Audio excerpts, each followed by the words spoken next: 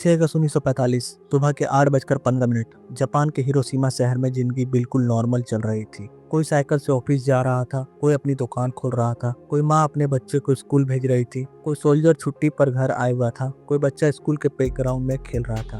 सब कुछ नॉर्मल था, लेकिन अचानक आसमान में एक प्लेन दिखा। लोगों ने सोचा ये एक नॉर्मल प्लेन होगा, क्योंकि उस वक्त प्लेन्स का दिखना कॉमन बात थी। लेकिन किसी को नहीं पता था कि उस प्लेन में एक ऐसा बॉम्ब है जो पूरे एक शहर को कुछ सेकंड में मिटा सकता है। और फिर 8:15 सुबह के एक बॉम्ब गिरा। एक तेज चमक हुई, इतनी तेज कि कुछ लोग समझ ही नहीं पाए क्या हुआ। फिर एक ऐसा एक्सप्लोजन हुआ जिसने हिरोशिमा को हिस्ट्री का हिस्सा बना दिया। उस दिन सिर्फ एक शहर डिस्ट्रॉय नहीं हुआ था, उस दिन दुनिया बदल गई थी। इस कहानी की शुरुआत होती है वर्ल्ड वार 2 से। 1939 में वर्ल्ड वार 2 शुरू हुआ। दुनिया दो हिस्सों में बट गई थी। एक तरफ थे allied powers America, Britain, Soviet union, और दूसरी तरफ थे एक्सिस पावर्स जर्मनी, इटली और जापान। जर्मनी का लीडर था एडोल्फ हिटलर, जो दुनिया पर राज करना चाहता था। जापान भी एशिया में अपनी पावर बढ़ा रहा था। जापान ने चाइना पर अटैक किया, कोरिया पर कब्जा किया और धीरे धीरे एशिया के कई देशों पर कंट्रोल कर लिया। जापान की मिलिट्री बहुत पावरफुल थी और जापानी सोल्जर सरेंडर करना पसंद नहीं करते थे। वो लास्ट ब्रेथ तक लड़ते थे। फिर एक दिन ऐसा हुआ जिसने अमेरिका को वॉर में ला दिया।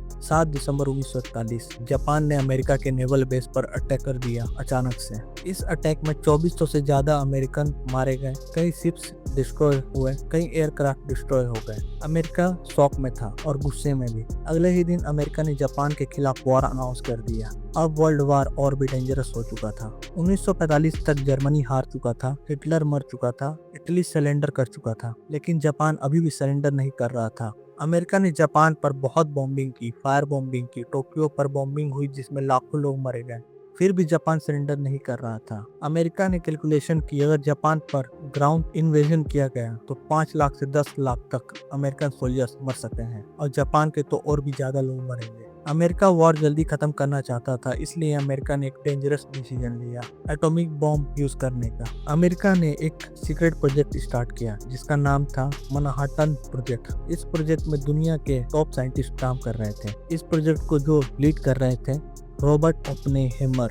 साइंटिस्ट ने पहली बार एक ऐसा बॉम्ब बनाया जो एटम को तोड़कर एनर्जी रिलीज करता था, इसलिए इसका नाम पड़ा एटॉमिक बॉम्ब। 16 जुलाई 1945 को इसका टेस्ट किया गया। टेस्ट का नाम था ट्रिनिटी टेस्ट। जब टेस्ट हुआ तो एक्सप्लोजन इतना पावरफुल था कि साइंटिस्ट खुद डर गए। ओपेनहाइमर ने बाद में कहा, now I am become the destroyer of worlds. Scientist समझ गए थे कि उन्होंने एक ऐसा वेपन बना दिया है जो दुनिया को खत्म भी कर सकता है। अमेरिका ने जापान के कुछ शहरों की लिस्ट बनाई टारगेट के लिए। हिरोशिमा को इसलिए चूज किया गया क्योंकि वहाँ मिलिट्री बेस था, वहाँ फैक्ट्रीज थी और वहाँ पहले बॉम्बिंग नहीं हुई थी, ताकि बॉम्ब का इफेक्ट क्लियर ही दिखे। 6 अगस्त 1945 एक B-29 बॉम्बर प्लेन जिसका नाम था इनोला गे हिरोशिमा की तरफ उड़ रहा था। प्लेन में जो बॉम्ब था उसका नाम था लिटिल बॉय। 8:15 सुबह बॉम्ब हिरोशिमा के ऊपर एक्सप्लोड हुआ। एक्सप्लोजन जमीन से लगभग 600 मीटर ऊपर हुआ। एक सेकंड में टेम्परेचर सन के टेम्परेचर जैसा हो गया। 4 से 5 किलोमीटर एरिया डिस्ट्रॉय हो गया। लोग तुरंत जल गए, बिल्डिंग्स गिर गई, 70 से 80 हजार लोग तुरंत मर गए। कई लोगों की शेडो दीवारों पर प्रिंट हो गई क्योंकि उनके बॉडी तुरंत वापोर बन गए। जो लोग जिंदा बचे उनकी स्किन लटक रही थी। वो पानी पानी चिल्ला रहे थे, लेकिन पानी भी रेडियो एक्टिव हो चुका था। किसी को समझ नहीं आ रहा था कि हुआ क्या है। एक्सप्लोजन के बाद एक और खतरा शुरू हुआ, रेडिएशन। लोगों के बाल गिरने लगे, लोगों को खून की उल्टी होने लगी, लोगों को कैंसर होने लगे। कई लोग जो उस दिन बचे थे वो अगले कुछ महीनों में मर गए। इस बीमारी को बाद में नाम दिया गया रेडिएशन सिकनेस। अमेरिका ने जापान को वार्निंग दी सरेंडर करने की, लेकिन जापान ने तुरंत सरेंडर नहीं किया। 3 दिन बाद 9 अगस्त 1945 अमेरिका ने दूसरा बॉम्ब गिरा दिया। इस बार टारगेट था नागासाकी। इस बॉम्ब का नाम था फैटमैन। इस एक्सप्लोजन में 40,000 लोग तुरंत मर गए। 2 शहर बर्बाद हो चुके थे। 15 अगस्त 1945 को जापान ने फाइनली सरेंडर कर दिया और वर्ल्ड वार 2 खत्म हो गया। लेकिन कहानी यही खत्म नहीं थी। जो लोग बच गए थे उन्हें जापान में हिवाकुशा कहा जाता है, यानी एटॉमिक बॉम्ब सर्वाइवर्स। उन्हें जिंदगी भर cancer, blindness, weakness, skin disease, birth defects जैसे प्रॉब्लम्स हुई। कई लोगों की शादी नहीं हुई क्योंकि लोग डरते थे कि उनके बच्चे डिफॉर्म होंगे। उनकी पूरी जिंदगी बदल गई। हिरोशिमा और नागासाकी के बाद दुनिया में न्यूक्लियर वेपन की रेस शुरू हो गई।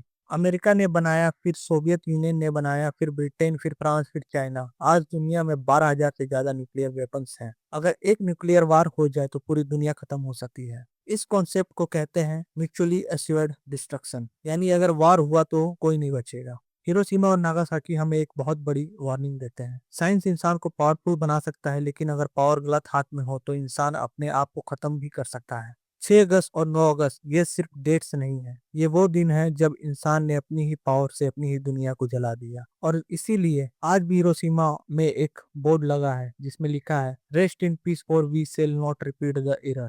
अगर आपको ये डॉक्यूमेंट्री इन्फॉर्मेटिव लगी तो वीडियो को शेयर करिए, क्योंकि हिरोशिमा और नागासाकी सिर्फ हिस्ट्री नहीं है, ये एक वार्निंग है फ्यूचर के लिए। और चैनल में नए हैं तो चैनल को सब्सक्राइब करिए। Thank you.